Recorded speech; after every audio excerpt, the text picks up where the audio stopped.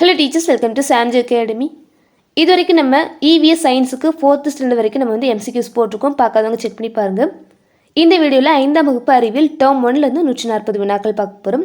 And இது எல்லாமே உங்களுக்கு ரிவிஷன் அண்ட் ப்ராக்டிஸ்க்கு கண்டிப்பாக யூஸ்ஃபுல்லாக இருக்கும். ஸோ வீடியோவை லைக் பண்ணிவிட்டு கண்டினியூ பண்ணுங்கள். ஃபர்ஸ்ட் ஒன், மனிதனின் செரிமான பாதை உணவு குழாய் தோராயமாக எத்தனை மீட்டர் நீளமுடையது? மனிதனின் செரிமான பாதை உணவு குழாய் தோராயமாக 6 முதல் 9 மீட்டர் நீளமுடையது.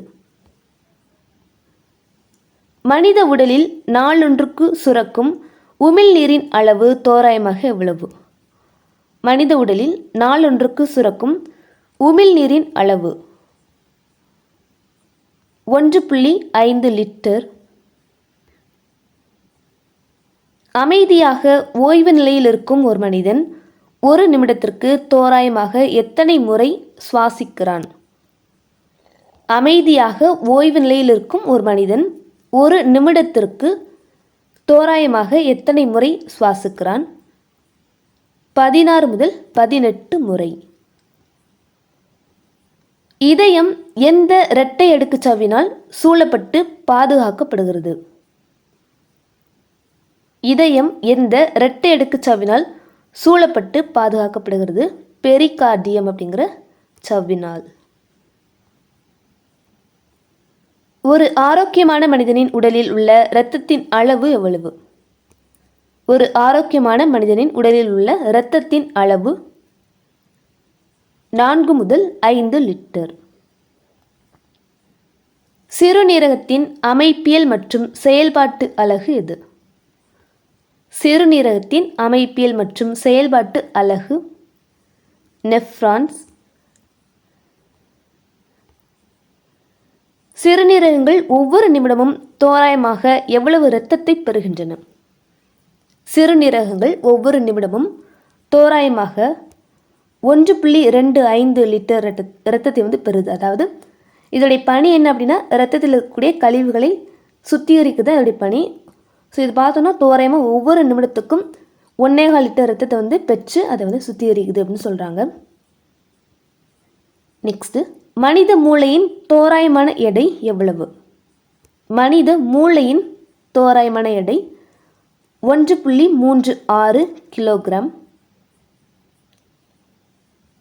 நீர் மற்றும் எலக்ட்ரோலைட்டுகளின் சமநிலையை ஒழுங்குபடுத்தும் உறுப்பு மண்டலம் எது?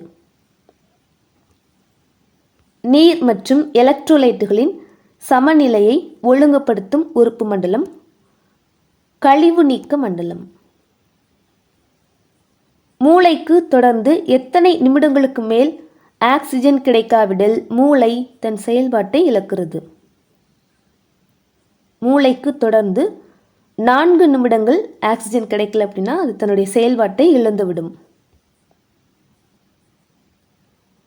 கீழ்கண்டவற்றில் எது செரிமான பாதையின் சரியான வரிசை அமைப்பு? செரிமான பாதையின் சரியான வரிசை அமைப்பு ஆன்சர் ஆப்ஷன் பி. வாய், வாய்க்குழி, தொண்டை, உணவு குழாய், வயிறு, சிறுகுடல், பெருங்குடல், மலக்குடல், மலவாய். சில உயிரினங்கள் விலங்குகளின் செரிமான மண்டலத்தில் வாழ்கின்றன. இவ்வாறு மனித சிறுகுடலில் வாழும் உயிரினம் எது?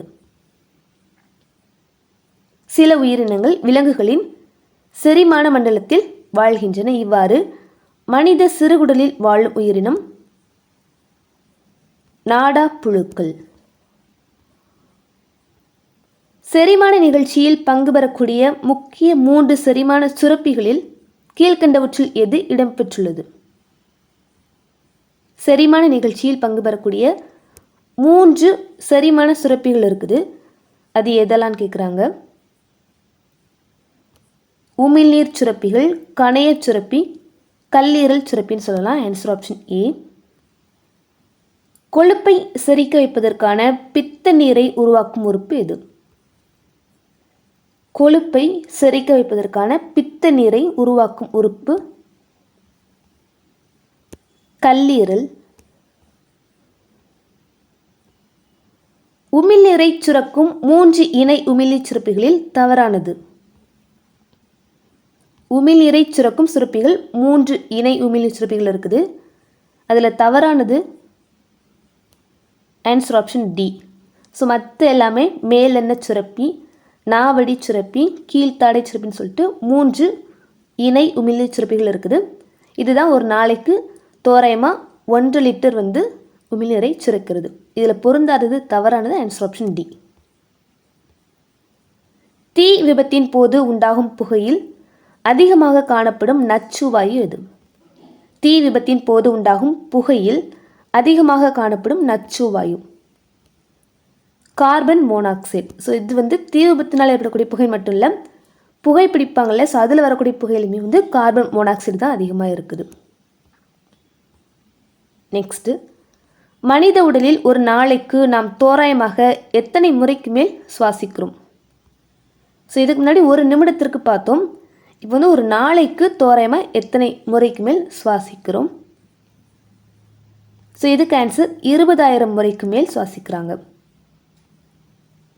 நெக்ஸ்ட்டு, சுவாச மண்டலத்தின் முதன்மை உறுப்பான நுரையீரல்கள் எந்த வடிவம் கொண்டவை? சுவாச மண்டலத்தின் முதன்மை உறுப்பு நுரையீரல், இதோடைய வடிவம் கூம்பு வடிவம். சுவாச தசைகளில் உள்ள எந்த 2 முக்கிய பகுதிகள் சுவாசத்தின் போது நுரையீரலுக்குள் காற்று செல்லவும் வெளியேறவும் உதவுகின்றன? சுவாச தசைகளில் உள்ள எந்த 2 முக்கிய பகுதிகள் சுவாசத்தின் போது நுரையீரலுக்குள் காற்று செல்லவும் வெளியேறவும் உதவுகின்றன? ஸோ இதுக்கு ஆன்சர் ஆப்ஷன் சி, உதரவிதானம் மற்றும் உட்புற விலா தசைகள். இரத்த ஓட்ட மண்டலம் கீழ்கண்ட எவற்றையெல்லாம் உள்ளடக்கியது? இரத்த ஓட்ட மண்டலம் அப்படின்னா எதெல்லாம் சேர்ந்தது அப்படின்னு கேட்குறாங்க. ஸோ இதுக்கு ஆன்சர் ஆப்ஷன் ஏ, இதயம், இரத்த நாளங்கள், இரத்தம், இதெல்லாம் சேர்ந்தது தான் இரத்த ஓட்ட மண்டலம். நெக்ஸ்ட்டு, இதயத்தின் மேலறைகள் இரண்டும் எவ்வாறு அழைக்கப்படுகின்றன? இதயத்தின் மேலறைகள் இரண்டும் ஆரிக்கிள்கள் அல்லது ஏட்ரியம் சொல்லிட்டு அழைக்கப்படும். மேலறைகள் ஆரிக்கிள்கள் அல்லது ஏட்ரியம் சொல்லிட்டு அழைக்கப்படும். இதயத்தின் கீழறைகள் இரண்டும் தடித்த தசையாலான சுவர்களை கொண்டுள்ளன. அவை எவ்வாறு அழைக்கப்படுகின்றன? மேலே பார்த்தது மேலறைகள் ஆரிக்கிள்கள்னு சொல்லிட்டு அழைக்கப்படும்.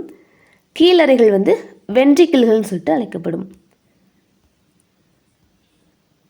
இரத்த நாளங்கள் என்பவை தமனிகள், சிரைகள் மற்றும் எவற்றை கொண்டுள்ளன? இரத்த நாளங்கள் என்பவை தமனிகள், சிரைகள் மற்றும் இரத்த நுண்குழாய்கள் கொண்டன.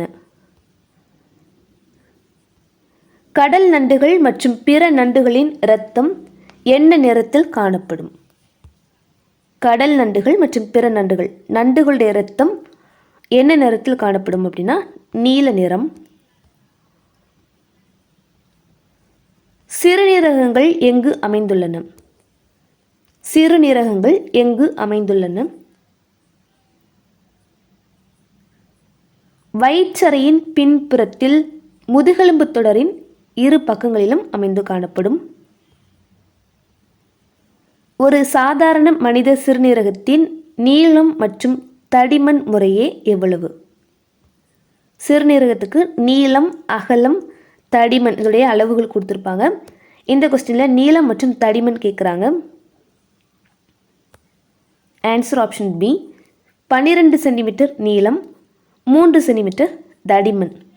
அகலம் எவ்வளோ தெரிஞ்சால் கமெண்ட்டில் சொல்லுங்கள். நெக்ஸ்ட்டு 2 கூற்று. கூற்று 1, வலது சிறுநீரகம் இடது சிறுநீரகத்தை விட சற்று கீழே அமைந்துள்ளது. கூற்று 2, ஒவ்வொரு சிறுநீரகமும் கேப்சூல் என்ற சவ்வினால் சூழப்பட்டுள்ளது. ஸோ இதில் 2 கூற்றுமே சரிதான், 1 மற்றும் 2 சரி. வலது சிறுநீரகம் இடது சிறுநீரகத்தை விட சற்று கீழே அமைந்துள்ளது.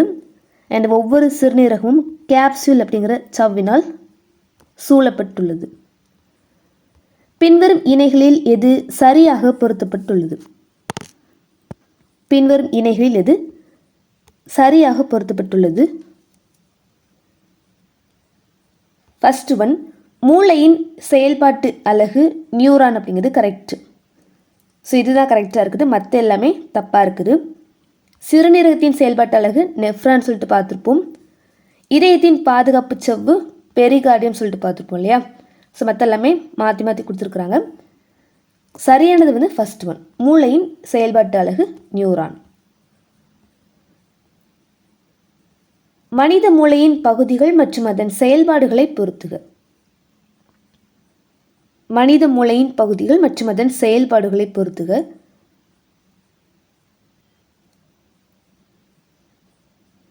ஸோ இதுக்கு வந்து answer option A. First one, பெருமூளை நினைவாற்றல், புத்திசாலித்தனம் மற்றும் கற்பனை திறன்களுக்கு, இதுதான் இதோடைய செயல்பாடுகள். ஓகேவா, பெருமூளையின் செயல்பாடுகள் நினைவாற்றல், புத்திசாலித்தனம் மற்றும் கற்பனை திறன். நடுமூளையின் செயல்பாடுகள் உடல் தசைகளின் இயக்கம் மற்றும் சமநிலை பராமரிப்பு. நடுமூளை உடல் தசைகளின் இயக்கம் மற்றும் சமநிலை பராமரிப்பு. முகுலம் சுவாசம் மற்றும் இதய துடிப்பு கட்டுப்பாடு. இது வந்து இதோடைய செயல்பாடுகள். ஒன்ஸ் அகைன் பார்த்துடலாம். பெருமூளை நினைவாற்றல், புத்திசாலித்தனம் மற்றும் கற்பனை திறன். நடுமூளை வந்து உடல் தசைகளின் இயக்கம் மற்றும் சமநிலை பராமரிப்பு. முகுலம் சுவாசம் மற்றும் இதய துடிப்பு கட்டுப்பாடு. நரம்பு மண்டலம் என்பது எதனால் ஆன நரம்புகள் ஒருங்கிணைந்த அமைப்பாகும். நரம்பு மண்டலம் என்பது எதனால் ஆன நரம்புகள் ஒருங்கிணைந்த அமைப்பாகும். நியூரான்களால் ஆன நரம்புகள் இணைந்த ஒரு அமைப்பு. மனித நரம்பு மண்டலம் எத்தனை பிரிவுகளாக பிரிக்கப்பட்டுள்ளது? மனித நரம்பு மண்டலம் 2 பிரிவுகளாக பிரிக்கப்பட்டிருக்கும். என்னெல்லாம் அப்படின்னா மைய நரம்பு மண்டலம் மற்றும் புற நரம்பு மண்டலம் சொல்லிட்டு 2 பிரிவு. மைய நரம்பு மண்டலம் எவற்றை உள்ளடக்கியது? Central nervous system. மைய நரம்பு மண்டலம் இவற்றை உள்ளடக்கியது. மூளை மற்றும் தண்டுவடம். மூளையானது எந்த 3 அடுக்கு சவ்வுகளால் சூழப்பட்டுள்ளது? ஸோ இதுக்கு முன்னாடி இதயம் பார்த்துருப்போம், அது வந்து பெரிகார்டியம் சவ்வு. இப்போ நமக்கு மூளை கேட்குறாங்க. மூளையானது மெனிஞ்சஸ் சவ்வுகளால் சூழப்பட்டிருக்கும். அதே மாதிரி கேப்சூல் அப்படிங்கிறது வந்து சிறுநீரகத்துக்கு பார்த்துருப்போம். நெக்ஸ்ட்டு, மூளையின் மெனிஞ்சஸ் சவ்வுகளில் 3 அடுக்குகள் எவை? மூளையின் மெனிஞ்சஸ் சவ்வுகளின் 3 அடுக்குகள் டியூராமேட்டர், அரக்னாய்டு, பயாமேட்டர். மனித மூளையின் மிகப்பெரிய பகுதி எது? மனித மூளையின் மிகப்பெரிய பகுதி பெருமூளை. மனிதனின் நினைவாற்றல், கற்பனை திறன், காரண காரியம் ஆகியவற்றிற்கு காரணமான மூளையின் பகுதி எது? ஸோ இந்த பொறுத்துகளை கூட பார்த்துருப்போம் இல்லையா, பெருமூளை தான் வந்துச்சு. நினைவாற்றல், கற்பனை திறன், காரண காரியம் ஆகியவற்றிற்கு காரணமான மூளையின் பகுதி பெருமூளை. பெருமூளையின் பின்பகுதியில் அமைந்துள்ள உடலின் தசைகளின் இயக்கங்களை ஒருங்கிணைத்து உடலின் சமநிலையை பராமரிக்க உதவும் பகுதி எது? பெருமூளையின் பின்பகுதியில் உள்ள உடலின் தசைகளின் இயக்கங்களை ஒருங்கிணைத்து உடலின் சமநிலையை பராமரிக்க உதவும் பகுதி. ஸோ இதுக்கு வந்து ஆன்சர் சிறுமூளை. பின்மூளையானது எவற்றால் ஆனது? ஸோ மொத்தமாக மூளை வந்து 3 பகுதிகளாக இருக்கும். முன்மூளை, நடுமூளை, பின்மூளைன்னு சொல்லிட்டு இதில் பின்மூளை அப்படிங்கிறது எதெல்லாம் சேர்ந்ததுன்னு கேட்குறாங்க. ஸோ இதுக்கு வந்து ஆன்சர் சிறுமூளை மற்றும் முகுலம் சேர்ந்தது தான்.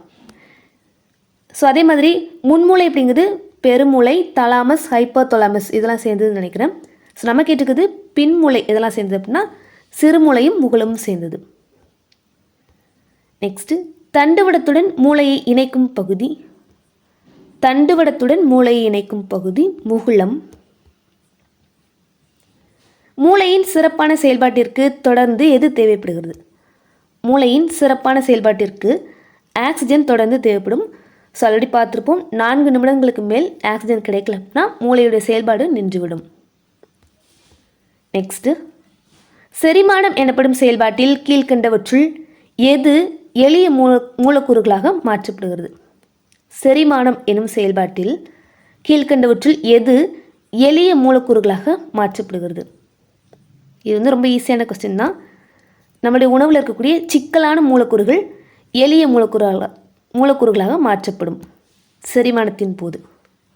அண்ட் இதில் முக்கியமானது, நாம் உண்ணும் உணவில் உள்ள கார்போஹைட்ரேட்டுகள் செரிமானத்தின் போது என்னவாக மாற்றமடைகிறது?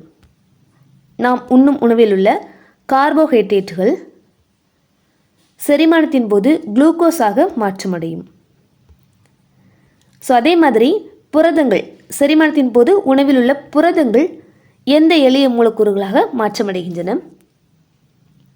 பொதுவாக நம்ம சாப்பிடக்கூடிய சாப்பாட்டில் இருக்கக்கூடிய சிக்கலான மூலக்கூறுகள் எளிய மூலக்கூறுகளாக மாறும். அதுலேயும் குறிப்பாக சொல்லணும் அப்படின்னா கார்போஹைட்ரேட்ஸ் எல்லாமே குளுக்கோஸாக மாறுது, புரதங்கள் எல்லாமே அமினோ அமிலங்களாக மாற்றமடையும். நெக்ஸ்ட்டு, உமிழ்நீர் சுரப்பிகள் சுரக்கும் உமிழ்நீரானது உணவை எத்தகைய தன்மையுடையதாக மாற்றுகின்றது? உமிழ்நீரானது உணவை ஈரப்பதமுடையதாக மாற்றுகிறது. சுவாச மண்டலமானது உடலில் உள்ள திசுக்களுக்கு ஆக்சிஜனை வழங்கி அத்திசுக்களிலிருந்து எதனை வெளியேற்றுகிறது? சுவாச மண்டலத்துடைய பணியை தான் கொடுத்துருக்குறாங்க. சுவாச மண்டலமானது உடலில் உள்ள திசுக்களுக்கு ஆக்சிஜனை வழங்கி அத்திசுக்களிலிருந்து கார்பன் டை ஆக்சைடை வெளியேற்றுகிறது. கார்பன் மோனாக்சைடு வந்து பார்த்துருப்போம் ஆல்ரெடி, புகையில் காணப்படக்கூடிய வாயு, நச்சு வாயு. நெக்ஸ்ட்டு, சிறுநீரகங்களின் வடிவம் மற்றும் நிறம் குறித்த சரியான இணையை தேர்ந்தெடு. சிறுநீரகங்களின் வடிவம் மற்றும் நிறம். ஸோ இது வந்து அவரை விதை வடிவமுடையது. இதோடைய நிறம் அடர் சிவப்பு நிறம். நெக்ஸ்ட்டு, மனித உடலில் சிறுநீரகங்கள் எதை வடிகட்டி கழிவுகளை சிறுநீராக வெளியேற்றுகின்றன? சிறுநீரகங்கள் எதை வடிகட்டி கழிவுகளை சிறுநீராக வெளியேற்றுகின்றன அப்படின்னா இரத்தத்தை. உடலில் உள்ள இரத்தத்தை வடிகட்டி கழிவுகள் எல்லாம் வந்து சுத்திகரிக்குது. இரத்த நாளங்கள் மற்றும் அதன் கடத்துதல் பண்புகளை பொறுத்துக. இரத்த நாளங்கள் அதோடைய கடத்துதல் பண்பு. தமனிகள், சிரைகள், நுரையீரல் தமனி, நுரையீரல் சிரை. ஸோ இதோடைய பணி தான் கேட்குறாங்க. ஸோ இதுக்கு ஆன்சர் ஆப்ஷன் ஏ தான். அதாவது ஃபஸ்ட் வந்து ஆக்சிஜன் மிகுந்த ரத்தம், ஆக்சிஜன் அற்ற ரத்தம் சொல்லிட்டு ரெண்டு உண்டு. அதில் ஒரு சிலது வந்து ஆக்சிஜன் மிகுந்த ரத்தத்தை எடுத்து செல்லும், ஒரு சிலது ஆக்சிஜன் அற்ற ரத்தத்தை வந்து எடுத்துகிட்டு போகும். நல்ல ரத்தம் கெட்ட ரத்தம் கூட வந்து சொல்லுவாங்க. ஸோ அதை வச்சு வந்து பொறுத்தப்படும். ஃபஸ்ட் ஒன்று என்ன அப்படின்னா, தமனிகள் ஆக்சிஜன் மிகுந்த ரத்தத்தை உடலின் பகுதிகளுக்கு எடுத்து செல்கிறது. தமனிகள் ஆக்சிஜன் மிகுந்த ரத்தத்தை உடலின் பகுதிகளுக்கு எடுத்து செல்கிறது. சிரைகள் அப்படின்னு பார்த்தோம்னா ஆக்சிஜன் குறைந்த ரத்தத்தை இதயத்திற்கு எடுத்து வருகிறது.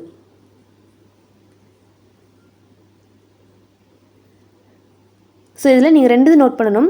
ஃபஸ்ட்டு வந்து சிரைன்னு பார்த்துட்டோம் அப்படின்னா சிரைகள், நுரையீரல் சிரைகள் சொல்லிட்டு ரெண்டு இருக்குது. இதில் சிரைகள் மூலமாக இரத்தமானது இதயத்துக்கு போகும். ஓகே, உடலுடைய மற்ற பாகங்கள்லேருந்து இதயத்துக்கு போகக்கூடிய இரத்தங்கள் சிரைகள் வழியாக போகும். அதுலேயுமே ஆக்சிஜன் மிகுந்த ரத்தம் வந்து நமக்கு நுரையீரல் சிரை வழியாக போகும். ஆக்சிஜன் குறைந்த ரத்தம் வந்து வெறுமனே சிரைகள் வழியாக போகும். மற்றபடி தமனிகள், நுரையீரல் தமனி வந்து இதயத்திலிருந்து ரத்தத்தை உடலின் பிற பகுதிகளுக்கு எடுத்துகிட்டு போகும். ஸோ உங்களுக்கு குழப்பம்னு நினைக்கிறேன். இந்த கான்செப்ட் உங்களுக்கு புரியும் நினைக்கிறேன். ஓகேவா? ஸோ எல்லாம் நோட் பண்ண வேண்டிய விஷயங்கள் நிறைய இருக்குது. ஆக்சிஜன் மிகுந்த ரத்தம், ஆக்சிஜன் குறைந்த ரத்தம், அண்ட் அது வந்து இதயத்துக்கு போகுதா இல்லை உடலுடைய மற்ற பகுதிக்கு போகுதா? ஸோ அதெல்லாம் பார்த்து படிக்கணும். ஃபஸ்ட்டு ஒன், தமனிகள் அப்படிங்கிறது ஆக்சிஜன் மிகுந்த ரத்தத்தை உடலின் பிற பகுதிகளுக்கு எடுத்து செல்கிறது. நெக்ஸ்ட்டு, சிரைகள் அப்படிங்கிறது ஆக்சிஜன் குறைந்த ரத்தத்தை இதயத்துக்கு எடுத்துகிட்டு வருது. ஓகேவா? சிரைகள்னாலே இதயத்துக்கு தான் ரத்தம் போகுதுன்னு சொல்லிட்டு ஞாபகம் வச்சுக்கோங்க. நெக்ஸ்ட்டு, நுரையீரல் தமனி வந்து ஆக்சிஜன் குறைந்த ரத்தத்தை நுரையீரலுக்கு எடுத்து செல்கிறது. நெக்ஸ்ட்டு, நுரையீரல் சிரை ஆல்ரெடி சொன்னேன், சிரை அப்படிங்கிறது இதயத்துக்கு தான் போகணும். நுரையீரல் சிரை அப்படிங்கிறது ஆக்சிஜன் மிகுந்த ரத்தத்தை நுரையீரலிருந்து இதயத்துக்கு தள்ளுகிறது. ஓகேவா? தமனிகள் ஆக்சிஜன் மிகுந்த ரத்தம், சிரைகள் ஆக்சிஜன் குறைந்த ரத்தம். இது நுரையீரல் சேர்ந்து வரும்போது அப்படியே மாறி வரும். வெறுமனே தமனிகள் அப்படின்னா ஆக்சிஜன் மிகுந்த ரத்தம், நுரையீரல் தமனி அப்படின்னா ஆக்சிஜன் குறைந்த ரத்தம், சிரைகள் அப்படின்னா ஆக்சிஜன் குறைந்த ரத்தம், நுரையீரல் சிரைனா ஆக்சிஜன் மிகுந்த ரத்தம். ஸோ இது வந்து எப்படியாச்சும் படிச்சுக்கோங்க. நெக்ஸ்ட்டு, இதயத்தின் அமைப்பு குறித்த கீழ்கண்ட கூற்றுகளை ஆராய்க. கூற்று: மனித இதயம் பெரிகார்டியம் என்ற இரு அடுக்கு சவ்வினால் சூழப்பட்டுள்ளது. கரெக்டு தான். காரணம், இந்த இரு அடுக்குகளுக்கு இடையே உள்ள பெரிகார்டியல் திரவம் இதயத்தை அதிர்ச்சியிலிருந்து பாதுகாக்கிறது. ஸோ இந்த அடுக்குகளுக்கு இடையில் பெரிகார்டியல் அப்படிங்கிறது திரவம் இருக்கும். இது இதயத்தை அதிர்ச்சியிலிருந்து பாதுகாக்கிறது. இதுவுமே கரெக்டு தான். ஸோ ஆன்சர் என்ன அப்படின்னா ஆன்சர் ஆப்ஷன் ஏ. கூற்றும் சரி, காரணம் சரி. என் காரணம் கூற்றிற்கான சரியான விளக்கமும் கூட. பொருந்தாததை தேர்ந்தெடு. பொருந்தாததை தேர்ந்தெடு. நெஃப்ரான். மற்ற எல்லாமே மூளையின் பகுதிகள். நெஃப்ரான் அப்படிங்கிறது சிறுநீரகத்தின் அழகுன்னு சொல்லிட்டு பார்த்துருப்போம். ஸோ நெக்ஸ்ட்டு யூனிட் 2லேருந்து பார்க்கலாம். இது வரைக்கும் நம்ம யூனிட் 1லேருந்து டேர்ம் 1 யூனிட் 1லேருந்து 50 கேள்விகள் பார்த்துருக்குறோம். ஸோ இப்போ டேர்ம் 1 யூனிட் 2 பார்க்கலாம். பின்வருவனவற்றில் உலகிலேயே மிக அதிக விலை உயர்ந்த இழையாக கருதப்படும் விக்யூனா இழை எந்த விலங்கின குடும்பத்தை சார்ந்தது? உலகிலேயே மிக அதிக விலை உயர்ந்த இழை விக்யூனா, இது எந்த விலங்கின் குடும்பத்தை சார்ந்ததுன்னு கேட்குறாங்க. ஆன்சர் ஒட்டகம். நெக்ஸ்ட் பொறுத்துக. செயற்கை இலைகள் மற்றும் அவற்றின் மூலங்கள். ஸோ இந்த இலைகள் எந்தெந்த பொருட்கள்லேருந்து கிடைக்கப்படுது? ஸோ அதை பொறுத்தணும்.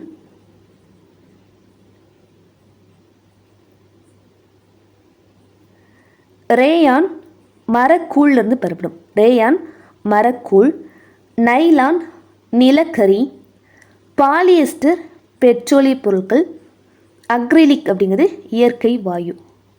ரேயான் மரக்கூழ், நைலான் நிலக்கரி, பாலிஸ்டர் பெட்ரோலிய பொருட்கள், அக்ரிலிக் இயற்கை வாயு. ஸோ இது ஈஸியாக ஞாபகம் வச்சுக்கலாம் தான். ரேயான் ஃபஸ்ட்டு ரால ஸ்டார்ட் ஆகுது. இங்கேயுமே ஸ்டார்டிங்கில் ரா வரக்கூடிய எழுத்து இதுதான். நெக்ஸ்ட்டு நைலானுக்கு பார்த்தோன்னா நை வருது, இங்கே நீ வருது. ஸோ நைலான் நிலக்கரி. அதே மாதிரி பாலிஸ்டர் பா, இங்கே பே வருது. அதே மாதிரி அக்ரிலிக் ஆ இ உயிரெழுத்துக்கள் வருது. ஸோ இதெல்லாம் முக்கியமான கேள்விகள் தான். ரேயான் எதுலேருந்து தயாரிக்கப்படுது அப்படின்னா மரக்கூழ், நைலான் நிலக்கரி, பாலிஸ்டர் பெட்ரோலிய பொருட்கள், அக்ரிலிக் இயற்கை வாயு.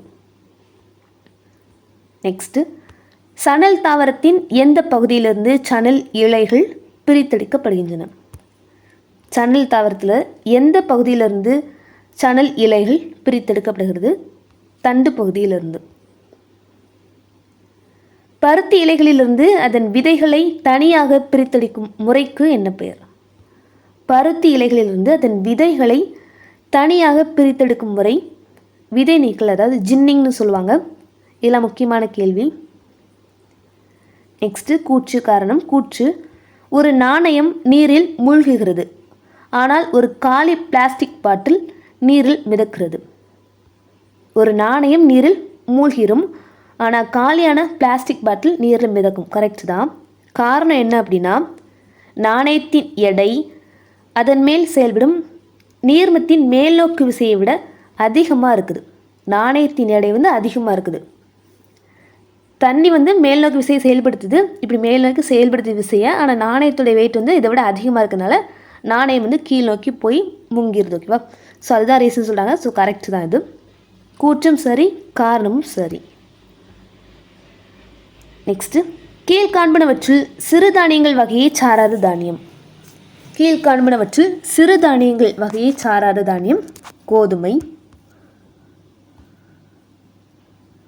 மூலக்கூறுகள் மிக தளர்வாக பிணைக்கப்பட்டு எளிதில் அழுத்தக்கூடிய இயற்பியல் நிலை எது? மூலக்கூறுகள் மிக தளர்வாக பிணைக்கப்பட்டு எளிதில் அழுத்தக்கூடிய இயற்பியல் நிலை வாயு. உலகில் மொத்தம் எத்தனை சதவீதம் அரிசி ஆசியாவிலேயே உற்பத்தி செய்யப்படுகிறது? உலகிலேயே உற்பத்தி செய்யக்கூடிய மொத்த அரிசியில் ஆசியாவில் மட்டுமே 90% உற்பத்தி செய்கிறாங்க. நெக்ஸ்ட்டு மீன்பிடி வலைகள், கயிறுகள் மற்றும் பாராசூட்டுகள் தயாரிக்க பயன்படும் மிக வலிமையான செயற்கை இழை எது? மீன்பிடி வலைகள், கயிறுகள் மற்றும் பாராசூட்டுகள் தயாரிக்க பயன்படும் மிக வலிமையான செயற்கை இழை. ஸோ இதுக்கு ஆன்சர் ஆப்ஷன் பி, நைலான். வெவ்வேறு அடர்த்தி கொண்ட திரவங்கள் ஒன்றோடொன்று கலக்கும்போது என்ன நிகழ்கிறது? வெவ்வேறு அடர்த்தி கொண்ட திரவங்கள் ஒன்றோடொன்று கலக்கும்போது ஸோ இதுக்கு வந்து ஆன்சர் ஆப்ஷன் சி. அடர்த்தி அதிகமான திரவம் கீழே போயிடுது. அடர்த்தி அதிகமாச்சுன்னா அது வந்து கீழே போயிடுது. அடர்த்தி குறைவான திரவம் வந்து மேலேயும் தனித்து நிற்கலாம் இருக்கும். ஸோ இது வந்து ஆல்ரெடி ஒரு கொஸ்டின் பார்த்துப்போம் நம்ம ப்ரீவியஸ் வீடியோஸில். எண்ணெய் வந்து நீரில் மிதக்கும், அதுக்கு என்ன காரணம் அப்படின்னா எண்ணெயுடைய அடர்த்தி நீரை விட குறைவுன்னு சொல்லிட்டு பார்த்துப்போம். ஸோ அதுதான் இப்படி ரெண்டு வெவ்வேறு திரவங்கள் வந்து கலக்கும்போது அடர்த்தி அதிகமான திரவம் வந்து கீழே போயிடுது. எண்ணெயை விட நீருக்கு அடர்த்தி அதிகம், அதனால் நீர் கீழே போயிடுது. அடர்த்தி குறைவான திரவம் மேலே வந்து நிற்கும். ஸோ அதான் சொல்கிறாங்க. நெக்ஸ்ட்டு, பருத்தி செடி பொதுவாக எந்த வகையான மண்ணில் நன்கு வளரக்கூடியது? பருத்தி செடி பொதுவாக கரிசல் மண் மற்றும் வண்டல் மண்ணில் நல்லா வளரக்கூடியது. பருத்தி செடி எத்தனை அடி உயரம் வரை வளரக்கூடிய புதர் செடி ஆகும்? பருத்தி ஒரு வகை புதர் செடி. இது பொதுவாக எத்தனை அடி உயரம் வளரும்? ஸோ இதுக்கு வந்து ஆன்சர் ஆப்ஷன் சி, 5 முதல் 6 அடி. பருத்தி இலையிலிருந்து நூல் தயாரிக்கும் முறைக்கு என்ன பெயர்? பருத்தி இலையிலிருந்து நூல் தயாரிக்கும் முறை நூற்றல் சொல்லிட்டு சொல்லலாம். தறிகளை கொண்டு 2 வகையான நூல்களை பயன்படுத்தி துணிகளை உருவாக்கும் முறைக்கு என்ன பெயர்? தறிகளை பயன்படுத்தி 2 வகையான நூல்களை பயன்படுத்தி துணிகளை உருவாக்கும் முறை நெய்தல்னு சொல்லலாம். இதே இது ஒரே ஒரு தனித்த நூலை கொண்டு துணிகளை உருவாக்கும் முறையை பின்னுதல் சொல்கிறாங்க. ஓகேவா? பருத்தி இலையிலிருந்து நூல் தயாரிக்கும் முறை நூற்றல். 2 வெவ்வேறான நூலை கொண்டு துணிகளை உருவாக்கும் முறைக்கு நெய்தல். ஒரே ஒரு தனித்த நூலை கொண்டு துணிகளை உருவாக்கும் முறை பின்னுதல். அண்ட் பருத்தி இலைகளிலிருந்து விதைகளை நீக்கும் முறைக்கு விதை நீக்கல் இல்லைன்னா ஜின்னிங்னு சொல்லலாம்.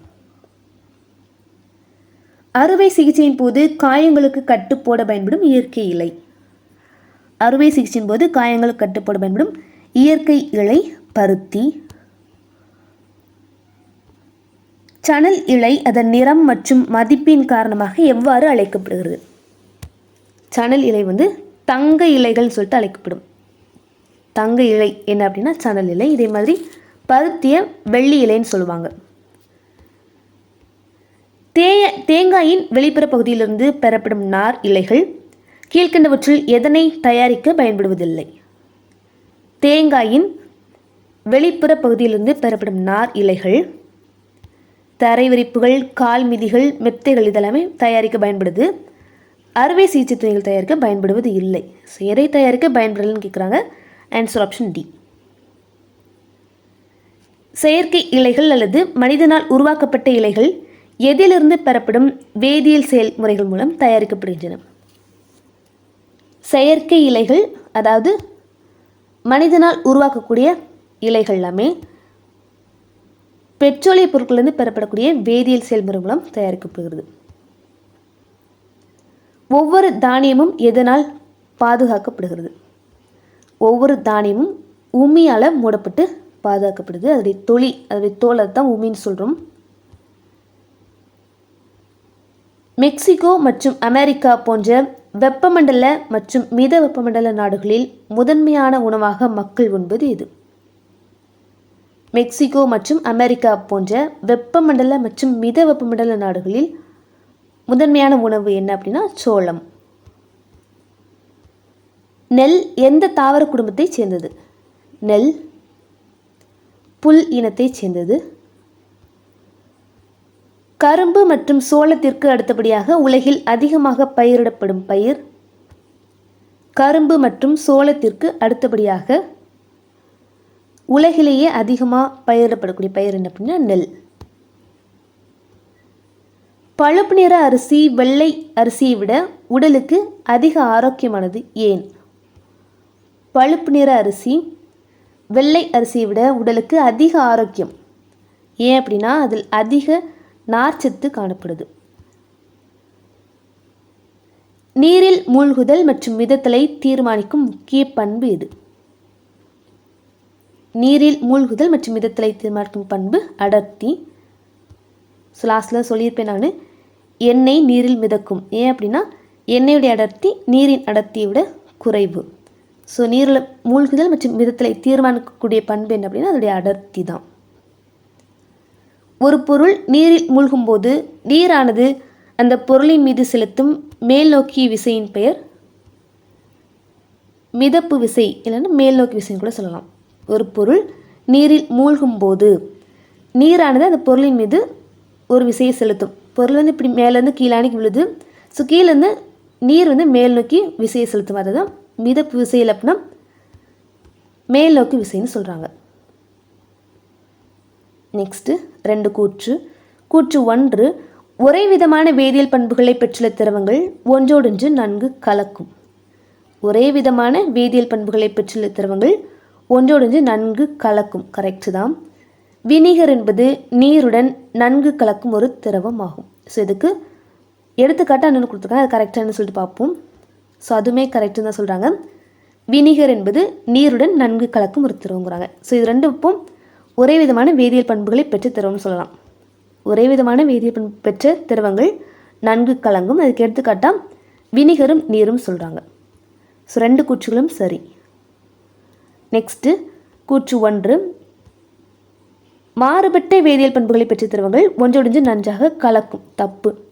ஒரே வேதியியல் பண்பு தான் கலக்கும்னு சொல்லிட்டு பார்த்தோம். மாறுபட்ட வேதியியல் பண்பு அப்போ நன்றாக கலக்காதுன்னு சொல்லிட்டு வரணும் இல்லையா? ஸோ இதுக்கு எடுத்துக்காட்டு ஒன்று கொடுத்துருக்காங்க. தேங்காய் எண்ணெய் மற்றும் மண்ணெண்ணெய் ஆகியவை நீருடன் நன்கு கலக்கும் திரவங்களாகும். ஸோ இதுவுமே தப்பு தான். தேங்காய் இது வந்து எண்ணெய் வகைகள், இது நீர். ஸோ இது ரெண்டுமே வந்து வேறு வேறு பண்புகள் கொண்டவை. ஸோ இது கலக்கும் திரவங்கள் கிடையாது. இதுவுமே நன்றாக கலங்காத திரவங்கள் தான். ஸோ 2 கூற்றுமே தப்பு. இங்கேயும் நன்றாக கலக்காதுன்னு சொல்லிட்டு வரணும், இங்கேயும் நன்றாக கலக்காத திரவங்கள் சொல்லிட்டு வரணும். நெக்ஸ்ட்டு, பருப்பொருள்களின் மிகச்சிறிய அடிப்படை அலகு எதுவாக குறிப்பிடப்பட்டுள்ளது? பருப்பொருள்களின் மிகச்சிறிய அடிப்படை அலகு அணு, ஆட்டம். குறிப்பிட்ட கன அளவு கொண்ட ஆனால் குறிப்பிட்ட வடிவமும் உருவமும் அற்ற இயற்பியல் நிலை எது?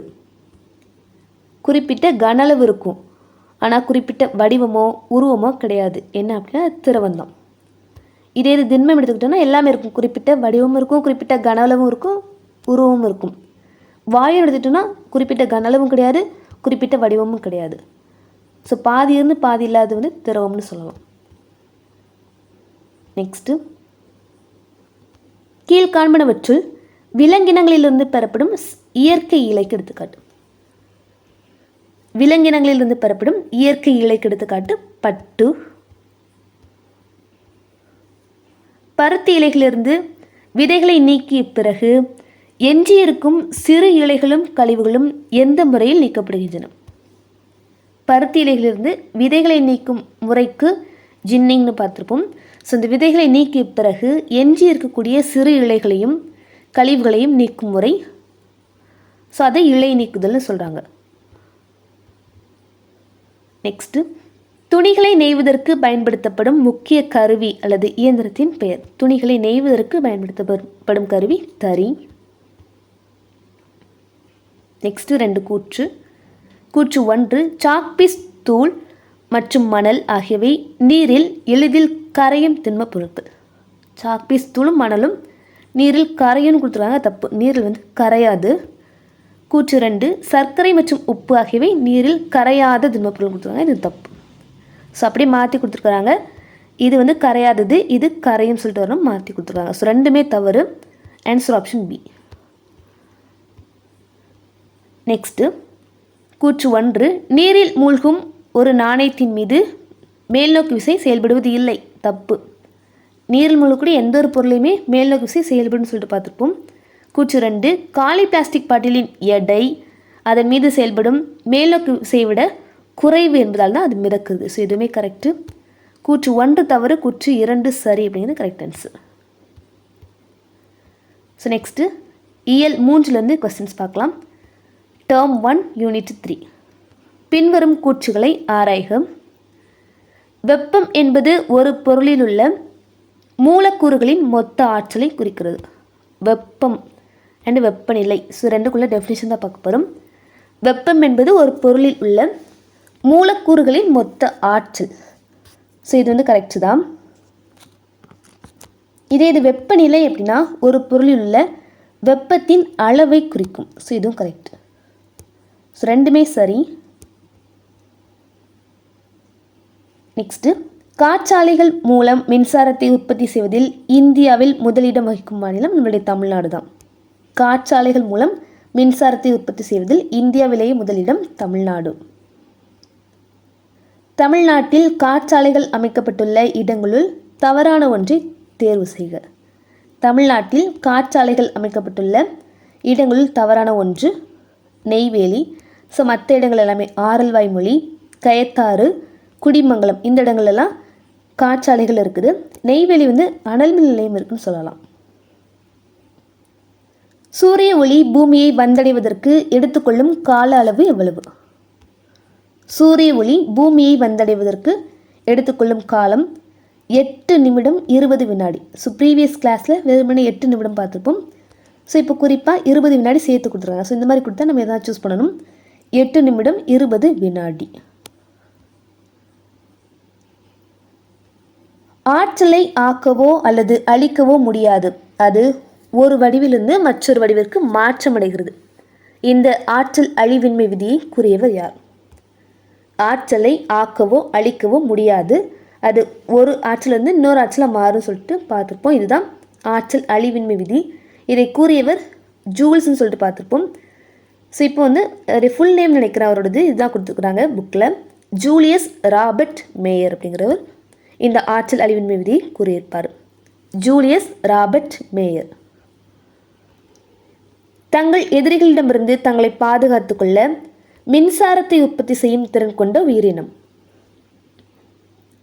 தங்கள் எதிரிகளிடமிருந்து தங்களை பாதுகாத்து கொள்ள மின்சாரத்தை உற்பத்தி செய்யும் திறன் கொண்ட உயிரினம் ஈல் அப்படிங்கிற மீன் வகை. வாகனங்களை இயக்கும் போது இன்ஜினில் நடைபெறும் சரியான ஆற்றல் மாற்றம் எது? வாகனங்களை இயக்கும்போது என்ஜினில் நடக்கக்கூடிய ஆற்றல் மாற்றம் என்ன அப்படின்னா ஆன்சர் ஆப்ஷன் பி வேதி ஆற்றல். அதாவது எரிபொருள் அது ஒரு வேதிப்பொருள் தான். அந்த வேதி ஆற்றல் எரியும் போது வெப்பாற்றலாக மாறுது. தென் அது வாகனத்தை இயக்குது. அது இயந்திர ஆற்றலாக வெளிப்படுது. ஓகேவா? வாகனங்களை இயக்கும்போது நடைபெறக்கூடிய ஆற்றல் மாற்றம் வேதி ஆற்றல் வெப்பாற்றலாக மாறி வெப்பாற்றல் இயந்திர ஆற்றலாக மாறுகிறது. நெக்ஸ்ட்டு, கீழ்காண்பனவற்றுள் நிலையாற்றலுக்கு மிகச்சரியான எடுத்துக்காட்டுகள் எவை? நிலையாற்றல். நிலையாற்றல் இயக்காற்றல் சொல்லிட்டு 2 வகை உண்டு. நிலையாற்றல் அதாவது பொட்டென்ஷியல் எனர்ஜி. இதுக்கு எடுத்துக்காட்டு என்ன அப்படின்னா ஃபர்ஸ்ட் ஒன் அணையில் உள்ள நீருமே சொல்லலாம். இழுக்கப்பட்ட ரப்பரில் வைக்கப்பட்ட கல், இது ரெண்டுமே நிலையாற்றல் தான். துப்பாக்கியிலிருந்து வெளிவரும் குண்டு இயக்காற்றலுக்கு எடுத்துக்காட்டுன்னு சொல்லலாம். நம்ம கேட்டிருக்க கொஸ்டினுக்கு ஆன்சர் 1 மற்றும் 2 மட்டும். நெக்ஸ்ட்டு, அறிவியலில் வேலை செய்யும் தேவையான திறனை எவ்வாறு அழைக்கப்படுகிறது? அறிவியலில் வேலை செய்ய தேவையான திறனே ஆற்றல் அப்படின்னு சொல்லிட்டு அழைக்கப்படுகிறது. ஒளி ஆற்றல் ஒரு வினாடிக்கு எத்தனை கிலோமீட்டர் தூரம் பரவுகிறது? ஒளி ஆற்றல் ஒரு வினாடிக்கு எத்தனை கிலோமீட்டர் தூரம்? 3 லட்சம் கிலோமீட்டர். ஒளியானது மிகச்சிறிய ஆற்றல் வடிவமாகிய எந்த துகள்களை கொண்டுள்ளது? ஒளியானது மிகச்சிறிய ஆற்றல் வடிவமாகிய ஃபோட்டான் அப்படிங்கிற துகள்களை கொண்டுள்ளது. ஒரு கண்ணாடி குவளையில் சிறிதளவு சுண்ணாம்பு பொடியை எடுத்து அதனுடன் நீர் சேர்க்கும்போது வெப்பம் உருவாவதற்கு காரணம் என்ன? ஒரு கண்ணாடி குவளையில் சுண்ணாம்பு பொடியை சேர்த்து அது கூட நீர் சேர்க்கும்போது வெப்பம் உருவாகும். அதுக்கு என்ன காரணம் அப்படின்னா வேதி வினை அங்கே நடக்குது. ஸோ அதுதான் காரணம். நமது தோல் சூரிய ஒளியின் உதவியுடன் எந்த வைட்டமினை உற்பத்தி செய்கிறது? நமது தோல் சூரிய ஒளியின் உதவியுடன் வைட்டமின் டி உற்பத்தி செய்கிறது. பொருட்களில் உள்ள எந்த துகள்களின் நகர்வு மின்னாற்றலை ஏற்படுத்துகிறது? பொருட்களில் இருக்கக்கூடிய எலக்ட்ரான்களுடைய நகர்வு தான் மின்னாற்றலை ஏற்படுத்துகிறது. கீழ்காண்பனவற்றில் இயக்க ஆற்றலுக்கு உதாரணம். இயக்க ஆற்றலுக்கு உதாரணம் நகரும் வாகனம். ஸோ மற்றெல்லாமே அணையில் உள்ள நீர், தரை மட்டத்திலிருந்து உயர்த்தப்பட்ட பொருள், இழுக்கப்பட்ட ரப்பரில் வைக்கப்பட்ட கல், இதெல்லாமே நிலையாற்றலுக்கு எடுத்துக்காட்டு. நகரும் வாகனம் இயக்க ஆற்றல் பொட்டென்ஷியல் எனர்ஜிக்கு எடுத்துக்காட்டு. Answer option C. தாவரங்கள் ஒளிச்சேர்க்கையின் போது ஒளி ஆற்றலை எந்த ஆற்றலாக மாற்றுகின்றன? ஒளியாற்றல், சூரிய ஒளியை பெற்று தான் உணவு தயாரிக்குது இல்லையா? ஸோ ஒளியாற்றலை வேதியாற்றலாக மாற்றுது. நெக்ஸ்ட்டு, மின்விசிறி வேலை செய்யும் போது நடைபெறும் ஆற்றல் மாற்றம் என்ன? மின்விசிறி, ஃபேன். ஸோ மின்சாரத்தை கொடுக்கும்போது அது இயங்குது, இயக்க ஆற்றல் வெளிப்படுது. மின் ஆற்றல் இயக்க ஆற்றலாக மாறுகிறது. நீர்மின் நிலையங்களில் ஆற்றல் மாற்றம் நடைபெறும் சரியான வரிசையை தேர்ந்தெடுக்க. நீர்மின் நிலையங்கள், அதாவது தண்ணியிலேருந்து மின்சாரம் உற்பத்தி செய்யக்கூடிய இடங்களில் நடைபெறக்கூடிய ஆற்றல் மாற்றத்தை சரியான வரிசையை தேர்ந்தெடுக்க சொல்கிறாங்க. ஸோ இதுக்கு வந்து ஆன்சர் ஆப்ஷன் ஏ தான். ஸோ எல்லாமே கரெக்டாக தான் இருக்குது. நீரின் நிலையாற்றல், ஃபஸ்ட்டு நீர்மின் நிலையங்களில் அணைகளில் நீர் வந்து தேங்கி இருக்கும் இல்லையா? ஸோ அது நிலையாற்றல் இருக்கும். அதுக்கப்புறமா அது மேலேருந்து கீழே வந்து விழ வைக்கிறாங்க. ஸோ அது இயக்க ஆற்றல் மாறுது. நெக்ஸ்ட்டு டர்பைன் இயந்திர ஆற்றல். ஸோ வந்து இயக்கும் பொழுது அது வந்து நமக்கு மின்சாரமாக வெளிப்படும், மின்னாற்றல் வந்து கிடைக்கும் அப்படிங்கிறாங்க. ஓகேவா? ஃபஸ்ட்டு நிலையாற்றல், இயக்க ஆற்றல், டர்பைனின் இயந்திர ஆற்றல், லாஸ்ட்டாக நமக்கு மின்சாரம் கிடைக்கும், மின்னாற்றல். நெக்ஸ்ட்டு, நிலக்கரி மற்றும் விறகுகளில் சேமிக்கப்பட்டுள்ள ஆற்றல் இது. நிலக்கரி மற்றும் விறகுகளில் சேமிக்கப்பட்டுள்ள ஆற்றல். ஸோ இது வந்து வேதி ஆற்றல். இயந்திர ஆற்றலை எத்தனை வகையாக வகைப்படுத்தலாம்? இயந்திர ஆற்றலை 2 வகைப்படுத்தலாம். நிலையாற்றல் மற்றும் இயக்க ஆற்றல், பொட்டென்ஷியல் எனர்ஜி அண்ட் கைனட்டிக் எனர்ஜின்னு 2 வகைப்படுத்தலாம். கடலில் நீர் சறுக்குதல், பாய்மரம் விடுதல் போன்ற விளையாட்டுகளில் முதன்மையாக பயன்படும் ஆற்றல். கடலில் நீர் சறுக்குதல், பாய்மரம் விடுதல், இதில் பயன்படும் ஆற்றல் காற்று ஆற்றல். கணினியில் மின்னாற்றல் நுகரப்படும் போது அது எந்த ஆற்றல்களாக மாற்றமடைகிறது?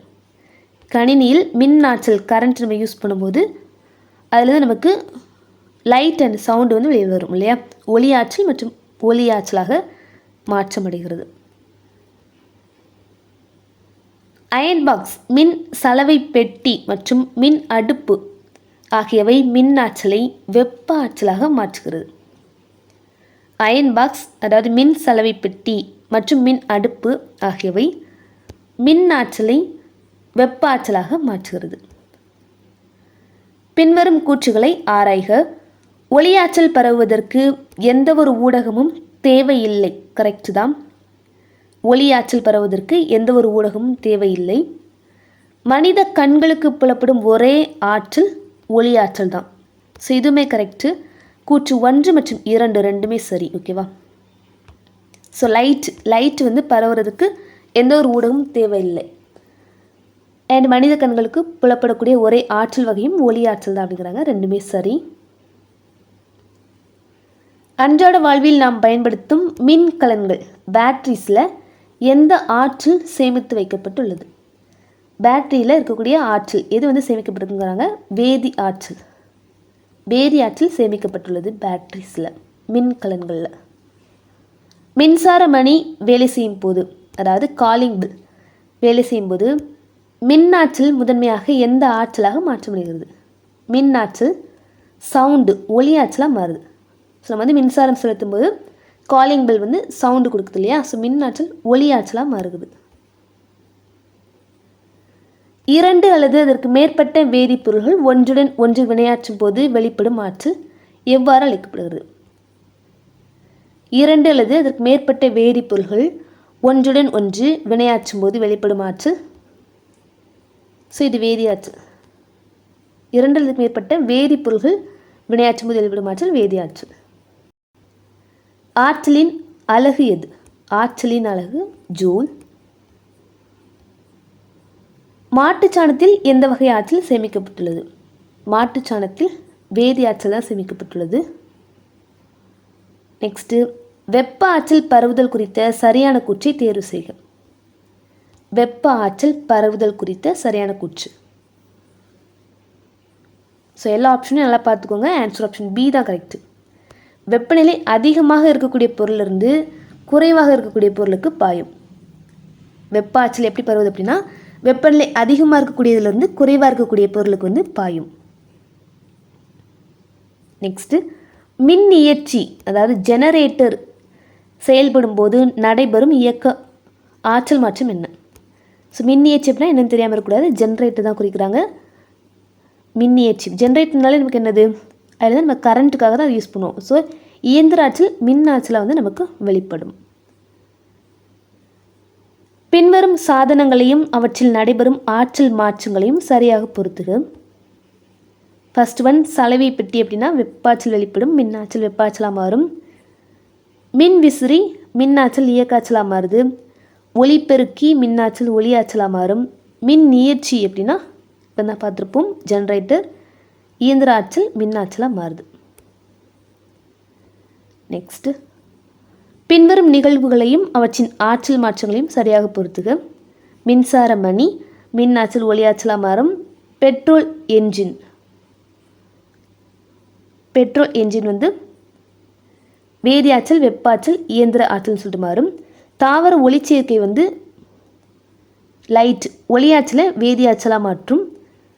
கணினி இயங்குதல் மின்னாற்றல் லைட் அண்ட் சவுண்டாக வந்து வெளிவரும் இல்லையா. மின்சார மணி காலிங் பெல் வந்து மின்னாற்றலை சவுண்டாக மாற்றுது. பெட்ரோல் என்ஜின் வந்து பார்த்துருப்போம் வேதியாற்றல், நம்ம வந்து பெட்ரோல் ஊற்றும் போது அது எரிந்து வெப்பாற்றலை வெளிப்பட்டு இந்த நாயிலேருந்து இயந்திர ஆற்றல் வெளிப்படும் சொல்லிட்டு பார்த்துருப்போம். தாவர ஒளிச்சேர்க்கைன்னா சூரிய ஒளி பயன்படுத்துது, ஒளி ஆற்றலை வந்து வேதி ஆற்றலாக மாற்றுது. கணினி இயங்கும் போது நம்ம மின்சாரம் செலுத்தும் போது நமக்கு லைட் அண்ட் சவுண்ட் வந்து வெளியில் வரும். பின்வருவனவற்றில் வேதி ஆற்றலை வெப்ப ஆற்றலாக மாற்றும் சமையலறை சாதனம். வேதி ஆற்றலை வெப்ப ஆற்றலாக மாற்றக்கூடியது எரிவாயு அடுப்பு.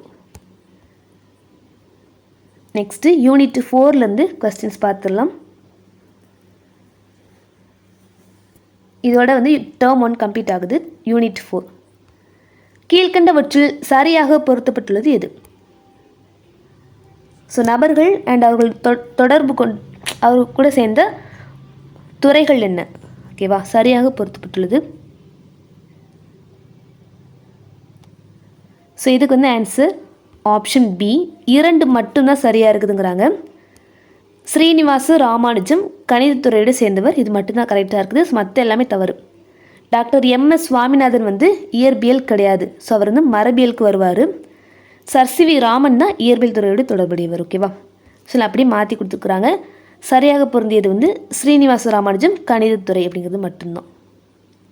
நெக்ஸ்ட்டு சர்.சி.வி. ராமன் அவர்களுக்கு எந்த ஆண்டிற்கான நோபல் பரிசு வழங்கப்பட்டது? சர்.சி.வி. ராமன் அவர்களுக்கு 1930ஆம் ஆண்டு வழங்கப்பட்டிருக்கும். 1928 வந்து ராமன் விளைவை கண்டுபிடிச்சிருப்பாரு. ஸோ அதுக்காக 2 வருஷம் கழித்து 1930 நோபல் பரிசு வழங்கப்பட்டிருக்கும். கூற்று சூரியன் உதிக்கும் மற்றும் மறையும் நேரங்களில் வானம் சிவப்பு நிறமாக தோன்றுகிறது. காரணம் இந்நேரங்களில் சூரிய கதிர்கள் நீண்ட தூரம் பயணிக்க வேண்டியுள்ளதால் சிவப்பு வண்ணத்தை தவிர பிற வண்ணங்கள் சிதறலடைந்து விடுகின்றன. ஸோ இதில் எதெல்லாம் சரி அப்படின்னா 2மே சரிதான்.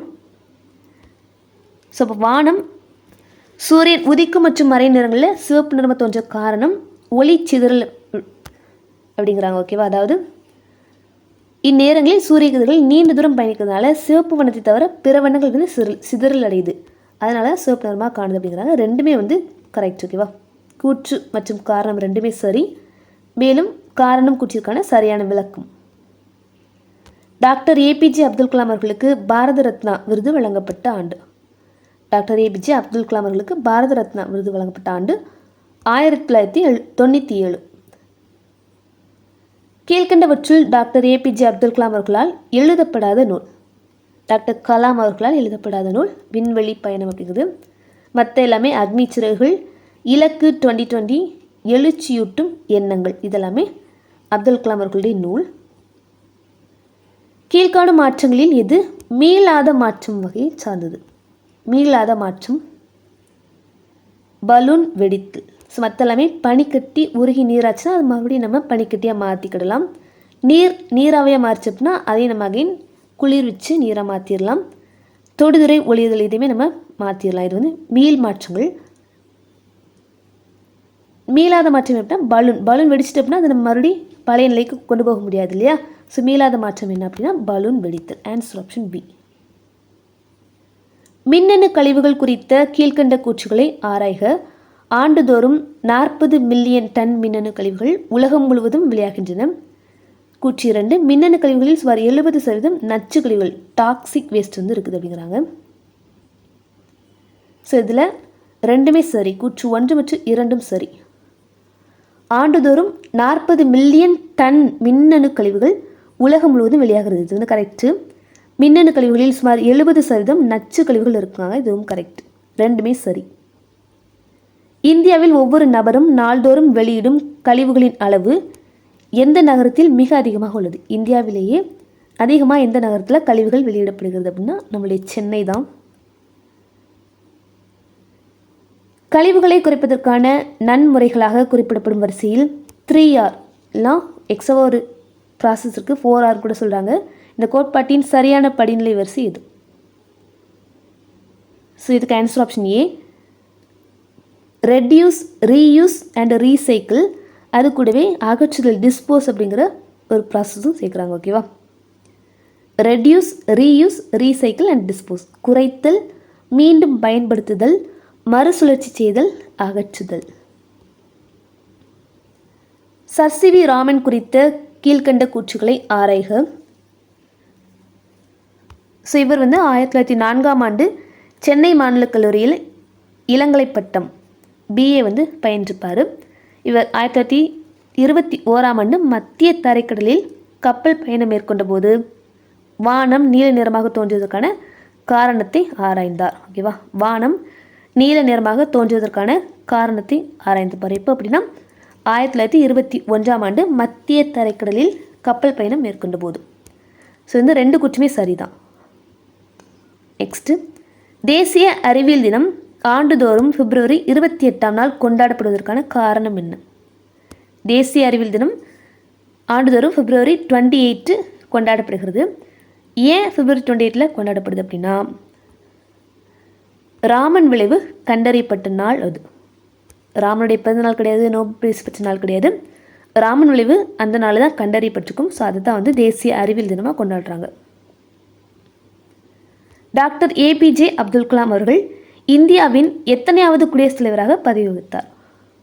டாக்டர் ஏபிஜே அப்துல் கலாம் அவர்கள் இந்தியாவின் 11வது குடியரசுத் தலைவராக பதவி வகித்திருப்பார். டாக்டர் ஏபிஜே கலாம் குறித்த கீழ்கண்ட கூற்றுகளை ஆராய்க. ஸோ இவர் திருச்சி புனித வளனார் கல்லூரியில் அறிவியலில் இளங்கலை பட்டம் பெற்றிருப்பார். கரெக்டு. சென்னை தொழில்நுட்ப நிறுவனத்தில் வானூர்தி பொறியியல் பட்டம் பெற்றிருப்பார். ரெண்டுமே வந்து சரிதான். கீழ்காணும் மாற்றங்கள் குறித்த கூற்றுகளில் எது சரியானது?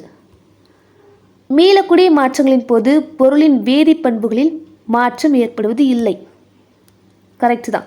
இப்போ மீளக்கூடிய மாற்றம் அப்படின்னா அதோடைய இயல்பினை மறுபடியும் பெற்றுக்கொள்ளலாம். ஸோ அது மீளக்கூடிய மாற்றம். அந்த மாதிரி மாற்றங்கள் நடக்கும்போது அதோடைய வேதி பண்புகளில் வந்து மாற்றம் இருக்காது. அதனால தான் நம்மளால் அதை வந்து இயல்பு நிலைக்கு மாற்ற முடியுது. ஓகேவா? மீளக்கூடிய மாற்றங்களின் போது பொருளின் வேதி பண்புகளில் மாற்றம் ஏற்படாது. அண்ட் அனைத்து வேதியியல் மாற்றங்களும், அப்படி வேதி பண்புகளில் மாற்றம் ஏற்பட்டுச்சு அப்படின்னா அனைத்து வேதியியல் மாற்றங்களும் மீளாத மாற்றங்கள் ஆகும். ஸோ இது கரெக்ட். ஓகேவா? ரெண்டுமே கரெக்டு. மீளக்கூடிய மாற்றம் அப்படின்னா இல்லை வேதி பண்புகள் மாற்றம் இருக்காது. அப்படி வேதி பண்புகளில் மாற்றம் இருந்துச்சு, வேதியியல் மாற்றம் நடந்துச்சு அப்படின்னா அது மீளாத மாற்றங்கள் ஆகும். ஸோ ரெண்டுமே சரி. பசுமை புரட்சியுடன் தொடர்புடைய தமிழக அறிவியல் அறிஞர் யார்? பசுமை புரட்சியின் தந்தைன்னு கூட சொல்லலாம், டாக்டர் எம்.எஸ். சுவாமிநாதன். வெங்கடராமன் ராமகிருஷ்ணன் அவர்களின் அறிவியல் பங்களிப்பு கீழ்கண்ட எதனுடன் தொடர்புடையது? வெங்கட்ராமன். ஸோ இவர் வந்து ரிபோசோமின் அமைப்பு பற்றி வந்து ஆராய்ச்சிகள் பண்ணியிருப்பார். ஸோ இவருடைய தொடர்புடைய பங்களிப்பு என்ன அப்படின்னா ரிபோசோம் அமைப்பு. வெங்கட்ராமன். நெக்ஸ்ட்டு, பள்ளி வளாகத்தில் வெளியேற்றப்படும் கழிவுகளில் மிக அதிக அளவில் காணப்படும் கழிவு. பள்ளி வளாகத்தில் வெளியேற்றப்படும் கழிவுகளில் மிக அதிகமாக காணப்படும் கழிவு வந்து உணவு கழிவுகள். கீழ்காண்பவற்றில் எது மறுசுழற்சி செய்யப்படக்கூடிய வீட்டுக் கழிவுகள் பிரிவின் கீழ் வருகிறது? மறுசுழற்சி செய்யக்கூடிய வீட்டுக் கழிவுகள் காகிதம், கண்ணாடி மற்றும் உலோகங்கள். டாக்டர் ஏபிஜே கலாம் குறித்த கீழ்கண்ட கூற்றுகளை ஆராய்க. ஸோ இதுக்கு வந்து ரெண்டுமே சரிதான். இவர் 1931 அக்டோபர் 15 தமிழ்நாட்டில் உள்ள ராமேஸ்வரத்தில் பிறந்தார். இவர் 2007 முதல் 2005 வரை இந்தியாவின் 11வது குடியரசுத் தலைவராக பதவி வகித்திருப்பார். ஸோ ரெண்டுமே சரி. Then last one, sir CV. Raman அவர்களுக்கு பாரத ரத்னா விருது வழங்கப்பட்ட ஆண்டு. Sir CV. ராமன் அவர்களுக்கு நோபல் பிரைஸு 1930 சொல்லிட்டு பார்த்துருப்போம். பாரத ரத்னா வந்து 1954 வழங்கப்பட்டிருக்கும். ஸோ இதோட 5ஆம் வகுப்பு டேர்ம் 1லேருந்து நம்ம 140 கேள்விகள் கம்ப்ளீட் பண்ணுறோம். நான் உங்களை நெக்ஸ்ட்டு டேர்ம் 2ல் மீட் பண்ணுறேன். தேங்க்யூ.